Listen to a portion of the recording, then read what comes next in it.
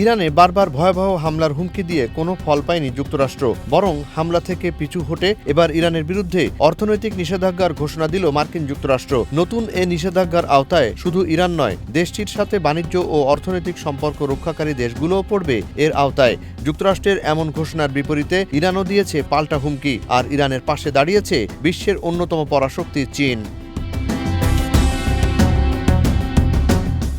ইরানের জাতীয় নিরাপত্তা পরিষদের সচিব মেজর জেনারেল মোহসেন রেজাই হুঁশিয়ারি উচ্চারণ করে বলেন, তার দেশের বিরুদ্ধে অর্থনৈতিক যুদ্ধে কোনো দেশের অংশগ্রহণ মেনে নেওয়া হবে না। তিনি বলেন, অর্থনৈতিক যুদ্ধ অব্যাহত থাকলে হরমুজ প্রণালী ও পুরো পারস্য উপসাগর থেকে তেল রপ্তানি বন্ধ করে দেয়া হবে। ইরানের অন্যতম প্রভাবশালী নেতা এবং দেশটির পার্লামেন্ট স্পিকার মোহাম্মদ বাকের কালিবাফ বলেন, ইরানের উপর আরোপিত কঠোর অর্থনৈতিক চাপ শেষ পর্যন্ত বুমেরাঙের মতো যুক্তরাষ্ট্রের অর্থনীতিতেই ফিরে আঘাত করবে। বাকের কালিবাফ সতর্ক করে বলেন, উদ্ভাবনহীন ও স্থবির পররাষ্ট্রনীতি মার্কিন অর্থনীতিকেও স্থবিরতার দিকে ঠেলে দেবে।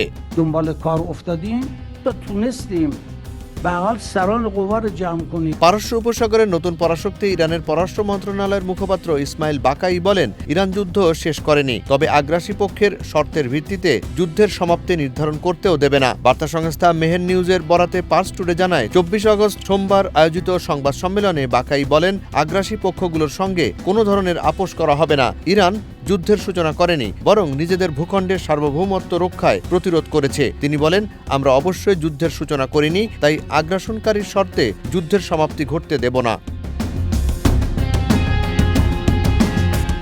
এদিকে ইরানের উপর নতুন করে যুক্তরাষ্ট্রের আরোপিত নিষেধাজ্ঞার প্রথম জবাব দিল বিশ্বের অন্যতম পরাশক্তি চীন। ইরানের সাথে বাণিজ্য বা যোগাযোগকারী দেশগুলোর উপর দ্বিতীয় পর্যায়ে নিষেধাজ্ঞা আরোপের বিষয়ে মার্কিন ট্রেজারি সেক্রেটারির হুমকিমূলক বক্তব্যের প্রতিক্রিয়ায় চীনা পররাষ্ট্র মন্ত্রণালয়ের মুখপাত্র বলেন, নিষেধাজ্ঞা ও চাপ সমস্যা সমাধানে সাহায্য করবে না, বরং তা কেবল উত্তেজনা বাড়াবে। অন্যদিকে মার্কিন সংবাদ মাধ্যম স্টার্স অ্যান্ড স্ট্রাইপস এর এক প্রতিবেদনে বলা হয়, বাহরাইনে মার্কিন সামরিক ঘাঁটিতে ইরানের ক্ষেপণাস্ত্র হামলার পর প্রায় 1300 মার্কিন সেনা সদস্য ও তাদের পরিবার বাহরাইন ছেড়ে যেতে বাধ্য হয়। প্রায় 6 মাস ধরে বাস্তুচ্যুত ও অনিশ্চয়তার মধ্যে দিন কাটাচ্ছেন তারা। মার্কিন সেনাবাহিনীর বরাতে ওই প্রতিবেদনে বলা হয়, এই মুহূর্তে তাদের বাহরাইনে ফিরে যাওয়ার সুযোগ নেই। এ অবস্থায় ইরানের উপর মার্কিন নিষেধাজ্ঞা শুরুতেই বড় হোঁচট খেল বলে জানান আন্তর্জাতিক বিশ্লেষকরা।